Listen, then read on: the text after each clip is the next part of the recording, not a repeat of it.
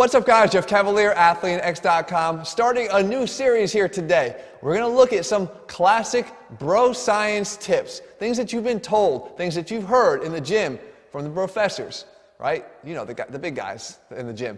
We want to find out whether or not what they said has any fact to it at all. Is it partly factual? Is it all fiction? So we want to break them down one by one, and today we're starting right here at the bench press, and you've probably seen it. It looks a little bit like this.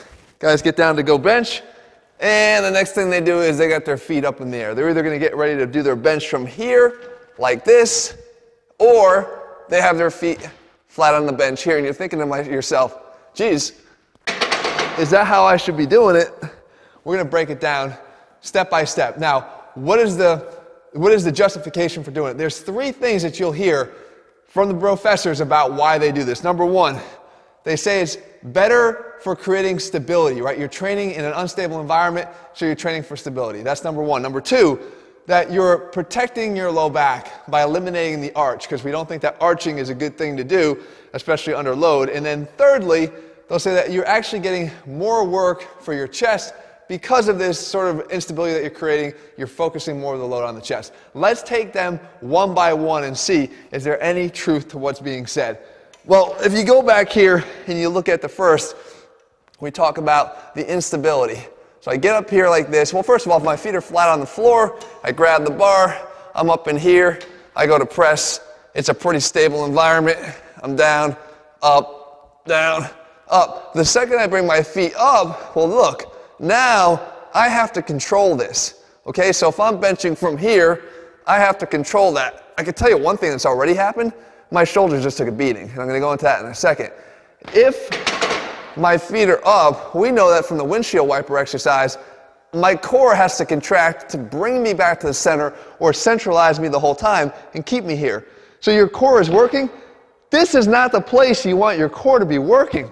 This is not a core exercise, guys. We're not trying to challenge our core here. There's so many better ways to do this, not under a couple 100 pounds, 300 pounds of load. You don't want to do that here. So that first one is out. The second one about protecting your low back, okay? Are we protecting our low back? I'm going to argue no. What we're saying here is, you've seen the guys do this and get in a position here with a big arch in their low back.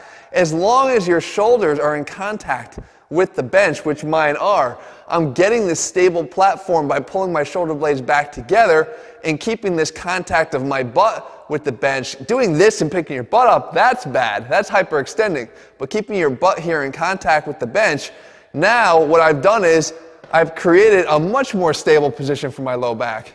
And more importantly, I've taken my shoulders and put them in a much safer position to press. Because watch what happens. My shoulders are nice and back. I've got good stability here. Just like if I was going to do a deadlift, just like if I was going to do a row, my back would be slightly arched anyway. And that's the strongest position for your back. When I do this, and I put them, even if I put them on the bench, I've just taken this arch that I had here, and I've flattened it. So now I can't get my hand in here. I flattened my back, and I brought my shoulders more forward. Just by doing what I did at the low back, I brought my shoulders down. Now when I press, I've got the opportunity to screw my shoulders up a lot more because they're benching from this anterior position here. And again, like I said, I'm doing myself no favors in my low back because I need that slight arch for more stability. Finally, are we activating more of the chest by doing this? Because as we get up here, now we're weakening the bottom contribution here. The legs can't push into the floor, so we're not getting that. So now we're getting all the work done here by the chest. That's not true. Because again, think about what happened to the shoulders. The shoulders were brought forward. That just took away the stretch on the pecs. By taking away the stretch on the pecs, we've taken away some of the power and the force contributions that they can make. So we're limiting what we can lift, we're limiting the amount of force that the pecs can be subject to. So we're limiting the amount of work that they can do and grow from it. So what we want to do is when we keep them back by having the low back arched and having our feet flat on the floor, we've created a stable platform so that I can now take this bench, lift more weight, get a better stretch here on the chest at the bottom, and power up and create much more overload for the chest and therefore growth potential in the long run. So, on all three accounts, stability, protection for your low back, and then more to work for the chest. It's a fiction, and fiction. Guys, keep your feet flat on the floor. Learn to use them to actually push through the floor to create a counter force so that you can push that bar with more force and start lifting more weight when you're under the bench.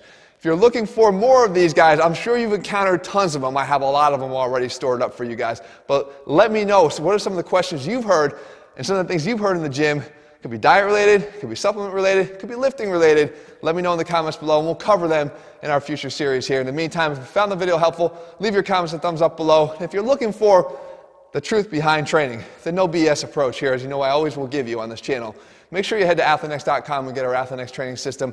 90 days, step by step, showing you everything you need to do in the gym, with your meals, and how you approach your workouts the safe way and the right way. All right, guys, we'll be back here again soon. See ya.